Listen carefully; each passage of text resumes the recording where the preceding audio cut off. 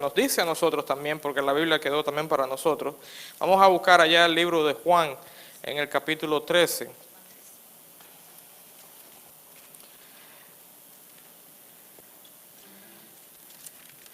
Juan capítulo 13.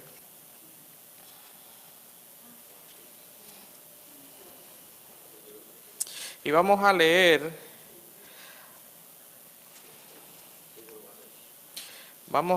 desde versículo 33 hasta el 14:6.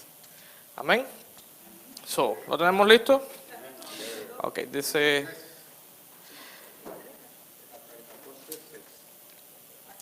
Juan 13, 33, y vamos a continuarlo hasta el versículo 6 del 14, o sea, saltamos un capítulo completo. Amén. ¿Ah? Por supuesto. Sabe que eso no falla. Amén. ¿Lo tenemos? Dice la palabra: hijitos, aún estaré con vosotros un poco. Me buscaréis, pero como dije a los judíos, así os digo ahora a vosotros: a donde yo voy, vosotros no podéis ir. Un mandamiento nuevo os doy, que os améis unos a otros, como yo os he amado, que también os améis unos a otros. En esto conocerán todos que sois mis discípulos, si tuviereis amor los unos con los otros. Les dijo Simón Pedro: Señor, ¿a dónde vas? Jesús le respondió: a donde yo voy, no me puedes seguir ahora, mas me seguirás después. Le dijo Pedro: Señor, ¿por qué no te puedo seguir ahora? Mi vida pondré por ti. Jesús les respondió: ¿tu vida pondrás por mí? De cierto te digo, no cantará el gallo sin que me hayas negado 3 veces. No se turbe vuestro corazón, creéis en Dios, creed también en mí. En la casa de mi Padre muchas moradas hay. Si así no fuera, yo os lo hubiera dicho. Voy, pues, a preparar lugar para vosotros. Y si me fuere y os preparare lugar, vendré otra vez y os tomaré a mí mismo, para que donde yo estoy vosotros también estéis. Y sabéis a dónde voy y sabéis el camino. Le dijo Tomás: Señor, no sabemos a dónde vas. ¿Cómo pues podemos saber el camino? Jesús dijo: yo soy el camino y la verdad y la vida. Nadie viene al Padre sino por mí. Bendito Padre Celestial, Dios eterno, Dios maravilloso, Rey soberano, venimos delante de tu presencia en esta hora, Señor, con acción de gracias, Señor. Gracias, Padre, por habernos mostrado el camino, por habernos hablado la verdad, Señor, por haber, bendito Padre Celestial, dado a tu Hijo para morir por nosotros, Señor. Pero no solamente se quedó ahí, sino que resucitó, Señor, y podemos tener esa vida, Señor, que Él nos las da, Padre. Gracias te damos por esta hora en la cual podemos hablar de tu palabra y aprender más de ti. Te damos las gracias en el nombre de Jesús. Amén. Aquí en esta lectura que hemos tenido, ocurren varias cosas. Hay varias cosas que están ocurriendo aquí. Jesucristo anuncia algo, lo cual, cuando yo lo estaba preparando el estudio, dije, hay algo que se tiene que explicar más que sobre todas las otras cosas. Siempre nosotros vemos el tema de que sí, Jesús es el camino, la verdad y la vida. Tomás le preguntó, no sabemos a dónde vas, entonces, pero antes de que Jesús hablara de eso, Él hizo un enunciado del cual ninguno de los discípulos preguntaron. Ninguno de ellos preguntaron. Fíjate que la pregunta de Pedro es: Señor, ¿a dónde tú vas? Eso es lo que le estaba, intrigando más a Pedro. Porque si se iba a Jesucristo, acuérdense ya lo que había pasado en unos capítulos anteriores. Jesús había hablado fuertemente al pueblo. Le había dicho cosas que había dicho Pedro. Pedro le dice: Señor, dura palabra es esta la que estás hablando. Entonces Jesucristo le dice a Pedro: ustedes también, y a Pedro y a todos los demás discípulos, ¿ustedes también se quieren ir? Entonces Pedro le dice: Señor, ¿a dónde iremos? Solo tú tienes palabra de vida. Pedro entendía, los discípulos entendían de que si Jesucristo se desaparecía de donde ellos estaban, completamente su mundo se iba a derribar. Y esto es una cosa muy, vamos a decir, bonita en pensar. O una cosa a la cual nosotros tenemos que aplicar en nuestra vida. Y entender eso: si Jesucristo se va de nuestra vida, se nos derrumba todo, se nos acaba todo. A mí me Me gusta un testimonio o una anécdota que el hermano Francisco cuenta acerca de un pastor allá en Cuba que le dijo una vez a una persona, muéstrame qué es lo que hay en el mundo que sea más bonito, más atractivo, mejor que Jesucristo para yo irlo a buscar. Y la persona no le pudo contestar porque en realidad no hay nada más atractivo, no hay nada más hermoso, no hay nada más bueno que nuestro Señor Jesucristo. Pero entonces aquí vemos a Pedro que está preguntándole de esas cosas, pero antes de llegar ahí, donde quiero venir, el tema principal al cual quiero dirigir la clase del día de hoy, es en el versículo 34 del capítulo 13. Dice, Jesucristo está hablando, aquí tenemos la letrica roja, pero sabemos que Jesucristo por el contexto es el que está hablando. Dice Jesucristo, un mandamiento nuevo os doy. Espérate un momento, ¿cómo que un mandamiento nuevo nos da? Jesús es Dios, ¿verdad? Entendemos eso, ya lo hemos dicho millones de veces, lo vamos a seguir recordando, pero lo sabemos. Ahora, una de las cualidades de Dios, ¿cuál es? Que Dios es el mismo que ayer, hoy, mañana y siempre. Dice que en el Señor no hay cambio, no cambia, ¿verdad? Señor no dijo una cosa en el principio y en el final dice otra cosa. O en la mitad del camino cambia de parecer y dice, no, tú sabes qué, ahora es la cosa diferente. Pero aquí hay una palabra interesante, nuevo, es un mandamiento nuevo. Pero espérate un momentico, ¿cómo que un mandamiento nuevo? Si Dios cuando Él dice su palabra, la dice correcta, Él no tiene que añadirle más nada porque lo que Él dice es exacto desde el principio. ¿Qué entendemos como un mandamiento nuevo? A ver, ¿y cuál es el mandamiento nuevo? ¿Qué dice el mandamiento nuevo? Os améis unos a otros. Pero un momento, eso no es nuevo. Eso ya estaba establecido. ¿Dónde estaba establecido eso? En el Antiguo Testamento. Ok, en Levítico 19 me parece que está. Que dice que amarás, a tu prójimo como a ti mismo. ¿Entiendes? Ese es el mandamiento de amar a uno de nosotros. Y ahora que me toca el teléfono, por favor, le pido siempre que pongamos los teléfonos en silencio. Porque ahorita va a sonar. Amarás al Señor con todo tu corazón y después dice, amarás a tu prójimo como a ti mismo. Incluso a Jesús también lo trataron de encrucijar en un juego de palabras preguntándole cuál era el mejor mandamiento. Entonces le pregunta qué es lo que ha dicho, qué es lo que dicen los profetas. Y le respondieron, amarás a tu señora. Y dice, y el segundo mandamiento es tan importante como el primero. Amarás a tu prójimo como a ti mismo. ¿Por qué dice aquí? Dice en el 35, fíjate lo que dice aquí. En esto conocerán todos que sois mis discípulos si tuvieres amor los unos con los otros. Usted quiere saber si verdaderamente usted está con Dios, mire a su hermano alrededor y dígame que usted lo ama o que no lo ama. Si usted lo mira y usted siente algún resentimiento o alguna cosa, arréglate, busca. Busca porque el problema va a ser el siguiente, que de esa manera tú puedes estar seguro que verdaderamente el Señor está contigo. Cuando tú amas a tu hermano como tú mismo te amas. Pero volvemos a la palabra nuevo. ¿Por qué nuevo? Bueno, vamos a leerlo otra vez, vamos a ver si lo captamos. Porque está ahí, la respuesta está en el mismo versículo. Dice, un mandamiento nuevo os doy, que os améis unos a otros como yo os he amado, que también os améis unos a otros. ¿Dónde está la respuesta? ¿Dónde está el nuevo aquí? Como Jesús nos amó. En el Antiguo Testamento se decía, amarás a tu prójimo como a ti mismo, ya se quedaba ahí. Pero no había una comparación con cómo amar a tu prójimo. ¿Entiendes? Decía como a ti mismo, pero ¿cómo yo lo puedo expresar? ¿Cómo yo puedo tener un ejemplo? Dios no le había dado ese ejemplo hasta que llegó Jesucristo. Fíjate que dice, amarás a tu prójimo como yo te amo a ti.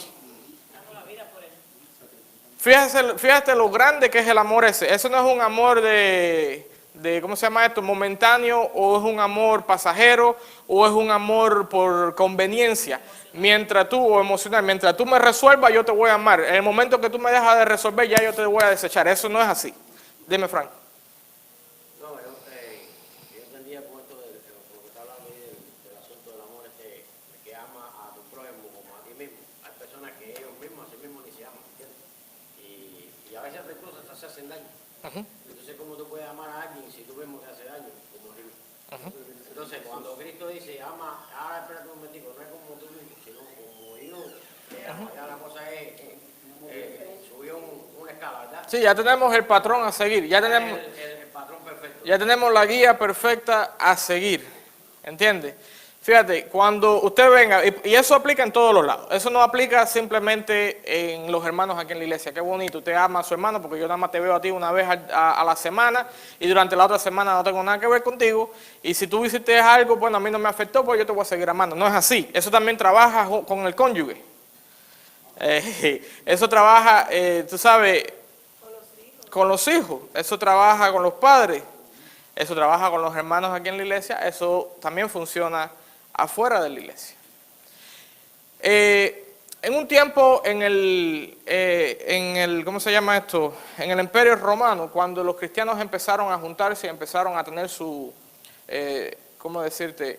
Sus reuniones, le empezó a preocupar a uno de estos emperadores que los cristianos estaban tomando demasiada fuerza, estaban agarrando demasiada fuerza. Y entonces le mandaron unos espías adentro de las reuniones de los cristianos para que hicieran un reporte y trajeran al emperador que cómo era que estos cristianos estaban tomando tanta fuerza, porque todo el mundo se estaban uniendo. Dice que van los espías para allá y están un tiempo y regresan y le dicen al emperador, mira, nosotros llegamos y encontramos a un grupo de personas que se juntan en un lugar donde no tienen ninguna imagen ni nada, se ponen a adorar a su Dios, pero no tienen ninguna imagen. Pero habla mucho de un tal Jesús, que no está con ellos en ese momento, no lo podemos ver, pero que lo están esperando que venga en cualquier momento. Y se aman como nunca habíamos visto. Y entonces ese es el punto en el cual se le hizo más énfasis al reporte. ¿Cómo se aman esta gente? ¿Qué es lo que fue Jesucristo que nos dijo? ¿Cuál es la ordenanza que Jesucristo nos dijo? Que todos seamos ¿qué? Uno. ¿Para qué? Para que el mundo crea. Para que el mundo crea. El amor es muy importante. El amor como Jesús nos amó, amarnos los unos a los otros, es prácticamente el mejor testimonio o el arma más poderosa que el cristiano tiene a la hora de evangelizar, a la hora de testificarle a una persona que no conoce del Señor. Porque esa persona que no conoce del Señor no sabe o no ha experimentado el amor de Dios.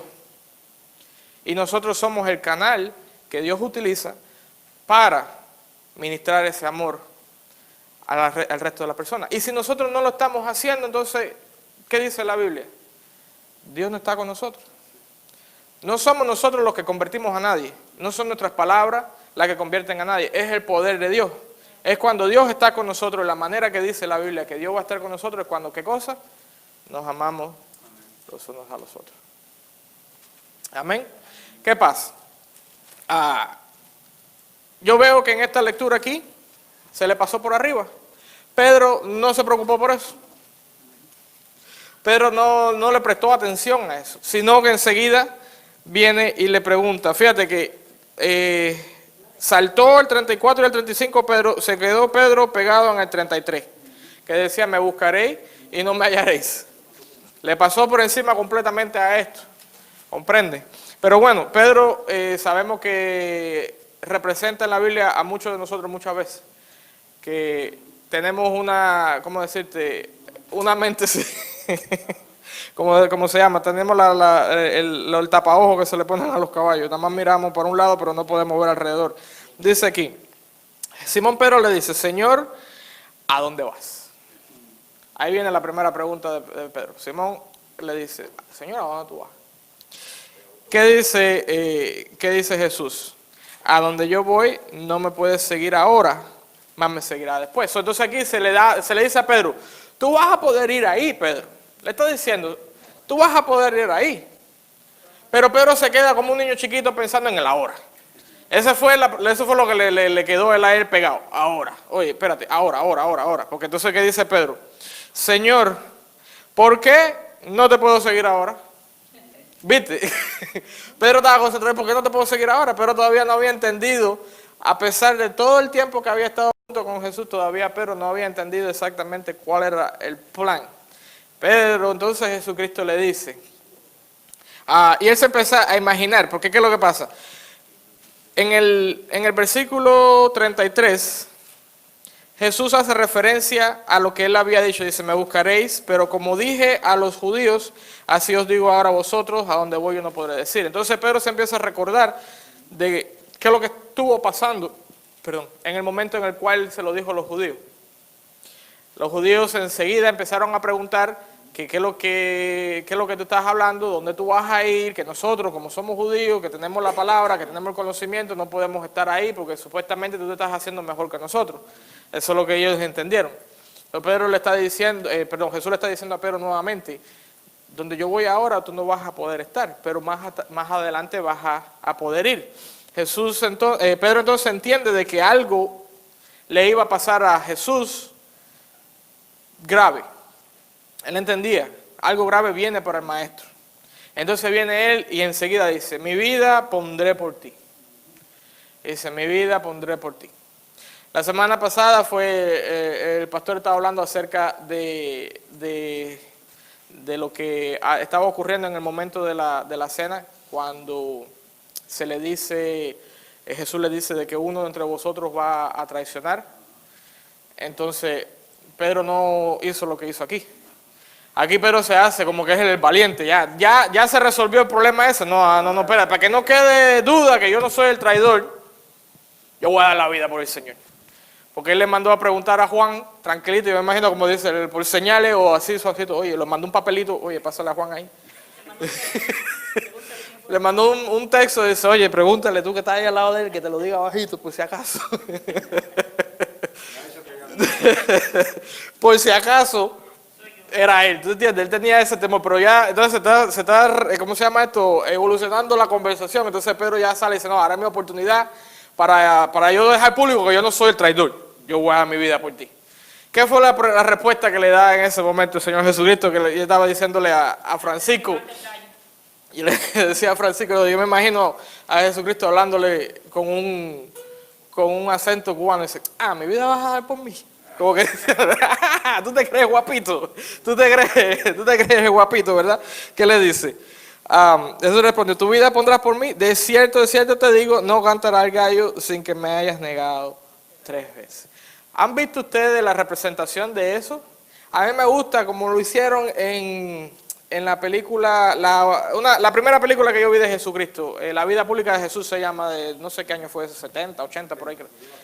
Esa es la película más antigua. A mí me gusta en ese momento porque en el momento en el cual Pedro está ocurriendo los sucesos de eso, e incluso dice de que blasfemó, que maldijo, se tiró para la calle, se fue completamente el mundano entero, ¿entiendes? Y él, en el momento en el cual ya lo negó la tercera vez, él sabía, porque el gallo cantó y ahí fue donde exactamente en ese momento se dio cuenta de las palabras del Señor, lo que le había dicho.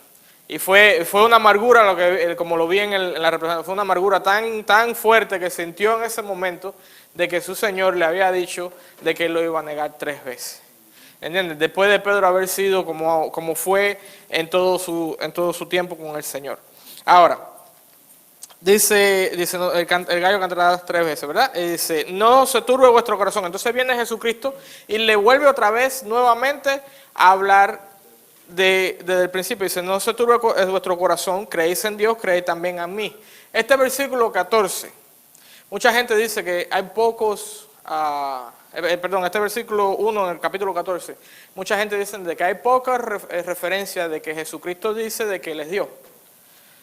Aquí, de la forma en que se está hablando, Jesucristo se está nuevamente igualando a Dios. Fíjate cómo dice, no se turbe vuestro corazón, crees en Dios, crees también en mí, y yo soy igual a Dios. ¿Comprende? Y más adelante viene lo que pasó con Felipe. Vamos a nada más leerlo rapidito, pero no lo vamos a estudiar hoy en día. Entonces, ¿qué es lo que le dice Jesucristo? Le está empezando a decir a dónde es que van a ir, a dónde es que vamos a ir. Y aquí es donde está uno de los, revelaciones grandes que nosotros tenemos de la Biblia. De por sí se hizo una encuesta preguntándole a cierta cantidad de cristianos que de todos los libros de la Biblia, cuál era el libro o cuál era el versículo, cuál era el capítulo que más le gustaba. Y aproximadamente un 60% decían Juan 14. En Juan 14 hay muchas verdades, hay muchas palabras de aliento. Aquí encontramos el versículo, yo soy el camino, la verdad y la vida, nadie viene al Padre sino por mí. Encontramos esta parte que dice, no se turbe vuestro corazón. O sea, no nos sentamos, ¿cómo decirte?, abandonados, no te sientas desesperado, no te sientas angustiado. Crees en el Señor, cree en Jesucristo. Eso es todo lo que se nos dice. Eso es todo lo que se nos pide.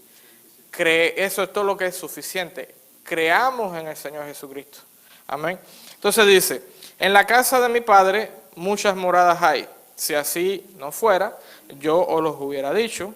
Voy pues a preparar lugar para vosotros. Fíjate, en la casa de mi Padre muchas moradas hay.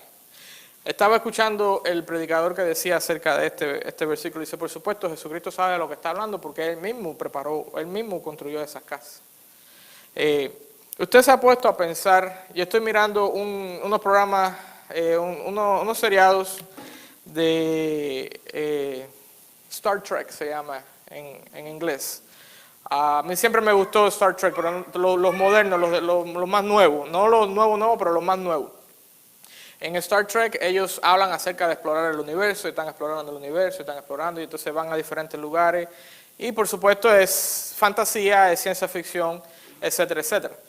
Pero una de las cosas de las cuales sí hacen claro, y que es verídico, es la inmensidad del universo. Lo vasto, lo grande, lo completamente imposible de imaginar para nuestra mente, qué tan grande el universo es. Ahora, la Biblia misma dice de que el Señor es más grande que la creación. ¿Verdad? Entonces, si te pones a tratar de comparar el tamaño del universo con Dios, Dios es increíblemente más grande todavía. Y en esa cantidad de inmensidad, Él ha preparado para nosotros morada. ¿Qué vamos a hacer? No lo sabemos. La Biblia no lo dice. Lo único que te puedo garantizar es que vamos a adorar a Dios. Eso sí lo vamos a hacer constantemente. Pero yo me imagino que vamos a tener algún tipo de, ¿cómo decirte?, de función, de algo que vamos a estar haciendo. Porque no va a ser simplemente estar parqueado en un solo lado. Cuando Dios ha creado un universo tan grande, tan rico, tan bello para nosotros. Y lo triste es que nos concentramos tanto aquí en esta tierra, que dura tan poco, que se nos acaba tan rápido, y no le prestamos atención a lo que ha de venir. ¿Okay? Entonces dice aquí Jesucristo, y si yo me fuere, os prepararé el lugar, y vendré otra vez y os tomaré a mí mismo. Aquí está la esperanza que nosotros tenemos. El Señor Jesucristo se fue. Mandó al Espíritu Santo, está con nosotros aún, pero dice de que Él mismo va a regresar. Y esa esperanza, y ese tiene que ser ¿cómo se llama esto? La gasolina que nos hace mover a nosotros, ¿entiendes? Eso tiene que ser lo que nos hace mover, eso es lo que hace mover al cristiano. La esperanza de que el Señor Jesucristo un día va a regresar por nosotros. A veces se nos olvida eso. Eso se nos olvida. Hay una canción en inglés, que una parte del coro que dice de que el cantante dice, no puedo esperar hasta ese día en el que el Señor venga y nos rescate de esta vida de miseria. Dice, esta vida de miseria, de esta vida de angustia, de esta vida de sufrimiento. Todos los días, si usted prende la televisión, ¿qué es lo que usted se encuentra? Usted no se encuentra flores y jardines y arcoíris y ¿cómo se llama esto? Unicornios y florecitas volando. No. Usted ve, cuando usted prende la televisión, ¿qué es lo que usted encuentra constantemente que está ocurriendo? Destrucción, sufrimiento, hambre, miseria, explotación. ¿Entiende? Enfermedades, desgracia. Pensamiento de cómo romper otra cosa. Yo me pongo a pensar a veces en eso. Digo, mira, a pesar de que a mí me gusta todo eso, dice, hay una cantidad de millones de dólares que son dirigidos anualmente para crear un instrumento para medir la cantidad de basura cósmica que pasa por el lado de la Tierra. Oye, Y yo me pongo a pensar en el número ese, son billones de dólares. Billones de dólares. Y yo le estaba diciendo a Francisco, ¿usted sabe el tamaño de $1 billón? Ok, déjame ponértelo de esta manera. Si usted se pone a contar $1 billón a la velocidad de $1 por segundo, 1, 2, se va a coger 31 años en contarlo. $1 billón. Se va a agarrar 31 años en contar $1 billón. Y se gastan billones de dólares para analizar qué cantidad de polvo pasa por la atmósfera allá afuera en el espacio. Y yo dije, si esa cantidad de billones de dólares se utilizaran para ayudar a la cantidad de personas que se están muriendo de hambre o que están enfermas aquí en la Tierra, qué mejor planeta tuviéramos nosotros, ¿verdad? Pero ¿qué es lo que pasa? Eso es el problema. Ahí está la falta de qué cosa encontramos. La falta del amor. Porque están buscando la ganancia de conocer algo mejor que el otro para poder tener algo encima del otro para poder entonces ganarle al otro. Es contrario a las enseñanzas de Jesucristo. La enseñanza de Jesucristo, que es lo que nos dice, nos amemos ¿qué? Los unos a los otros como Él nos amó a nosotros. ¿Y como Él nos ha amado a nosotros? Yo digo, ok, Jesucristo vino y te dice que te amó porque tú vas a venir aquí a la iglesia todos los domingos. Sin condición. Sin condición. Jesucristo te ama nada más cuando tú vienes y pones el billete en el ofrendero. ¿Sí? ¿No? No. A ver, vamos a estar claros en eso. Porque por ahí se escucha mucho eso. Usted quiere una bendición de parte de Dios, usted siembra, te da lo que no tiene. No. Nosotros no tenemos absolutamente nada. ¿Cómo dice? Nosotros nacimos sin nada y nos vamos a morir y no vamos a llevar ¿qué cosa? Nada. Y así Dios nos amó. Y así Dios nos ama. Completamente como somos, ¿entiendes? Ahora, dice aquí, y si me fuere a preparar el lugar, vendré otra vez y os tomaré a mí mismo para que donde yo estoy, vosotros también estéis. Ahí donde está el Señor Jesucristo, ahí donde nos Él lleva, como hay una alabanza por acá dice, a una morada celestial. A un lugar, como dice, que cualquier cosa que nosotros tengamos en esta tierra se va a corromper, se va a oxidar, se va a gastar, se va a romper, se va a perder, se te lo van a robar, se te va a gastar, se te va a acabar. Pero allá en el cielo nunca nada de esas cosas van a ocurrir. Dice, y sabéis a dónde voy y sabéis el camino. Jesucristo pasó 3 años, y esto es lo interesante, miren, y es lo que llama la atención siempre. Y como nosotros como cristianos hoy en este día tenemos que prestar mucha atención a esto. Aquí hay discípulos que andan con Jesucristo por 3 años. No es como, por ejemplo, mira, Sammy, ¿qué tiempo tú y yo nos conocemos? Ya hace más de 10 años, ¿verdad? 15 años. Ok, en 15 años Samuel y yo nos conocemos, pero en 15 años, ¿cuántas veces hemos dormido en la misma casa, en la misma habitación? 3 o 4 veces cuando hemos tenido un retiro de aquí o allá. O un viaje misionero. Pero Jesucristo estuvo con estos discípulos por 3 años seguidos, desayunando, caminando, almorzando, caminando un poco más, durmiendo, ¿entiende? Por 3 años. Y en esos 3 años que estuvo ahí intensamente con los discípulos, todavía los discípulos cuando Jesús decía algo, no entendían. Se quedaban, como decimos en Cuba, se quedaban botados. Ahora, pongámonos nosotros en perspectiva con esos discípulos. Si ellos eran capaces de quedarse fuera, habiendo estado con Jesucristo todo el tiempo. Yo me imagino a Juan, porque dice la Biblia que Juan era el discípulo amado. Juan se levantaba en medio de la noche con una pesadilla. ¿Y a dónde iba Juan ahí? Jesús, mira lo que me pasó. En medio de la noche, enseguida, acceso directo al Señor Jesucristo. Y aún así no entendían las cosas que Jesús les decía, cuánto más nosotros que nos tomamos la libertad, sinceramente, de darnos el lujo de nada más escuchar de Jesucristo el domingo por la mañana cuando venimos a la iglesia. ¿Entiendes? Se nos tiene que llamar la atención eso. Porque ¿qué es lo que pasa? En este mundo, ¿qué dice la Biblia? Vamos a tener ¿qué cosa? Aflicciones. Tenemos que confiar en Jesucristo, pero si no estamos leyendo la Biblia, si no estamos juntándonos en la iglesia, si no estamos adorando, se nos va a olvidar lo que sigue después del versículo, después de ese enunciado, y nos vamos a quedar estancados en la aflicción. Ya lo hemos dicho varias veces, se ha dicho ya estas últimas semanas se ha estado diciendo.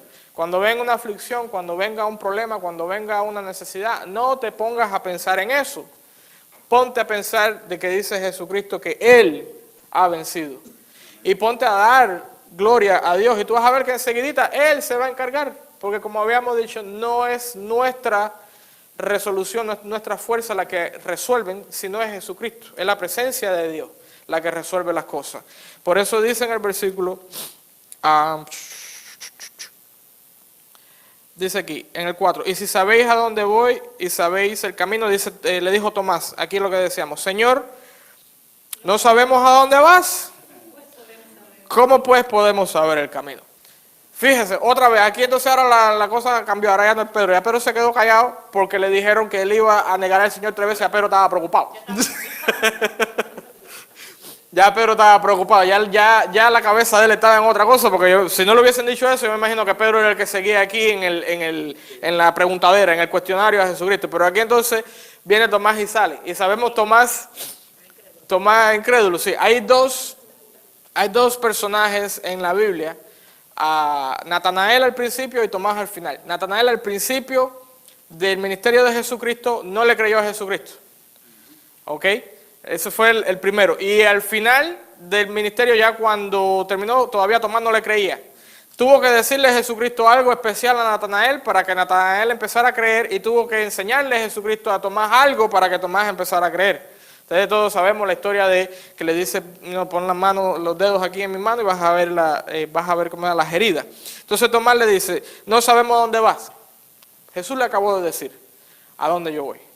Jesús le dice al Padre, a preparar ¿qué cosa? Morada para vosotros. Ok, entonces Tomás le dice, no sabemos a dónde va. Pero entonces el problema de Tomás es decir, ok, pero ¿cuál es el camino? Y aquí viene una de las declaraciones más grandes, más bonitas, más preciosas, y la cual tenemos que atesorar y sabérnosla. Y yo me imagino que cada uno que estamos aquí no sabemos esa palabra. Y bien controversial también, como dice el Padre Pastor. ¿Qué dice Jesucristo?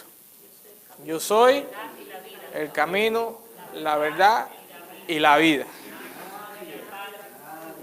Y nadie viene al Padre si no es por mí. Ese es el centro de la discordia entre las religiones grandes en esta tierra ahora mismo. ¿Han escuchado decir eso? Todos los caminos llevan a Roma. Dicen, y así mismo lo quieren poner entonces, que todos los caminos llevan al Señor. Tú puedes ir por aquí, por aquí, por aquí, por acullá, pero el problema... sí. Pero el problema está el siguiente. ¿Qué Señor es el que tú estás caminando?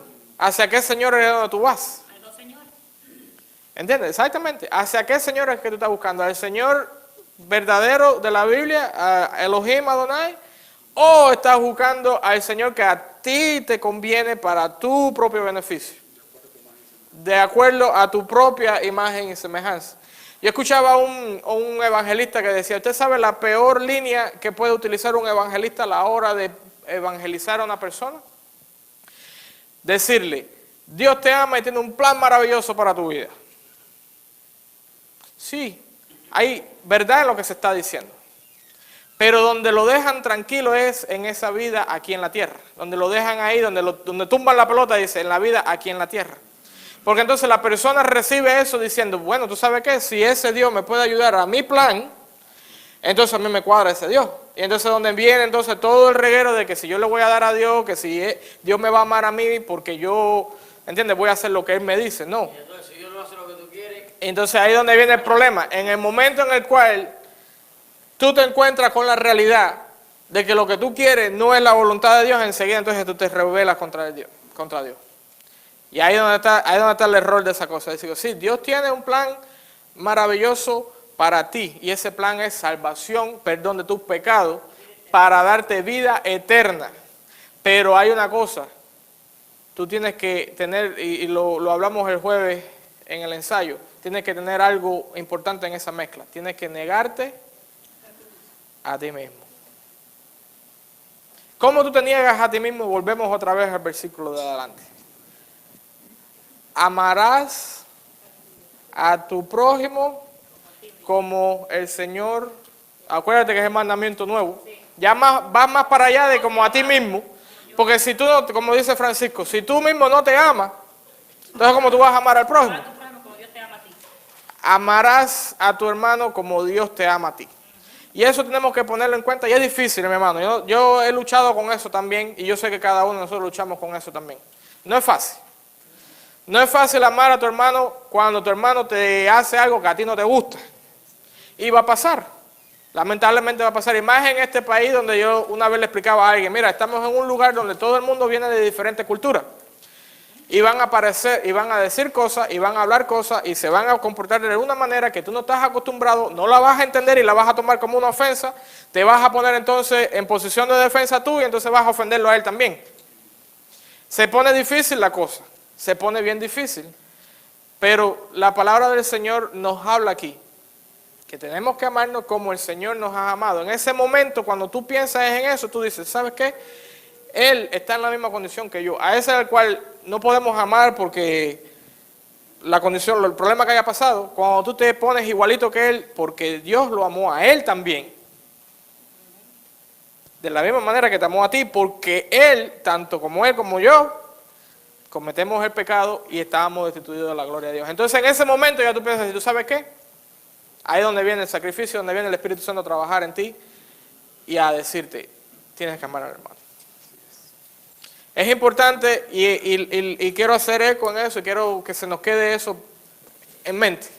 Y quiero invitarle a cada uno de los que estamos aquí presentes que cómo empezamos a amarnos los unos a los otros. ¿Cuál es la primera cosa? Tenemos que conocernos. Si no nos conocemos, y no solamente conocernos de vista, conozca al hermano de nombre, pregúntele de dónde es, hable con su prójimo aquí. Hablemos, comuniquémonos nosotros. El pastor siempre nos está diciendo eso. Tenemos que no quedarnos en la piñita, como decimos en Cuba, no quedarnos en el círculo de los 2 o 3 hermanos que somos del mismo lado o que tenemos la misma forma de parecer, sino que comuniquémonos los unos con nosotros, digamos, hola hermano, Dios te bendiga. ¿Entiendes? ¿En qué te puedo ayudar? Usted sabe, ese es el principio. ¿Me va a decir algo? Preguntar cómo está y preocuparse. Preocuparse, ¿cómo estar? Quiero hacer una pregunta y no quiero que me levanten la mano, pero ¿cuántos de aquí? No me levanten la mano. Pregunta. ¿Cuántos de los que estamos aquí, en tu oración personal, ora por un hermano de los que está aquí ahora? Mírense la cara y mírense y pregúntense. Es difícil, ¿verdad? No es difícil. ¿Se nos olvida? Sí. El pastor tiene una palabra de sabiduría que dice, si tu oración nada más está centrada en lo que a ti te hace falta y no pides por tu hermano, entonces esa oración, hermano Freddy, no la va a escuchar Dios. Dime, ya se nos está acabando el tiempo, ya espérate que tengo 20 minutos todavía. Esa oración no va a llegar a Dios por la falta de amor, porque entonces estamos siendo egoístas. Neguémonos nosotros mismos, amemos a nuestro hermano, amemos a nuestros cónyuges, amemos a nuestros hijos, demostrémosle que verdaderamente estamos ahí. ¿Entiendes? Está bien, no van a pasar cosas, es verdad. Pero a Jesucristo, ¿qué es lo que le pasó? ¿A ti no te ha pasado lo que le ha pasado a Jesucristo? ¿Sí o no?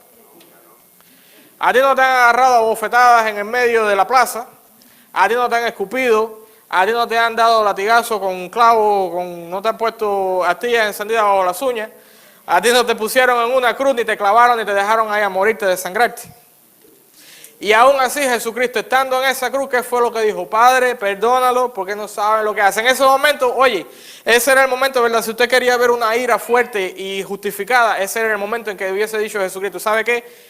Legiones de ángeles vengan y acaben con toda esta gente. Porque él tenía el poder para hacer eso. Pero mira qué amor más fuerte. Y a nosotros se nos pide no un amor tan grande así, pero se nos pide que imite a nuestro Señor Jesucristo. Dice entonces Jesucristo, yo soy el camino, la verdad y la vida, nadie viene al Padre si no es por mí. Y dice, si me conocieses, también a mi Padre conocerías, y desde ahora le conocéis y le habéis visto. Y entonces, fíjate otra vez, nuevamente Jesucristo diciendo de quién es Él. Felipe entonces sale. Aquí entonces salta Felipe. Padre, ¿qué dice Felipe? Dice aquí. Felipe le dijo, Señor, muéstranos al Padre y nos basta. Ya con eso, ya acabaste, ya Señor, ya, oye, pues, ya, eres el más fuerte. Y entonces, ¿qué le dice Jesucristo? Tanto tiempo hace que estoy con vosotros y no me has conocido. El poder de Dios, amén. Gloria, Padre, te damos, Señor.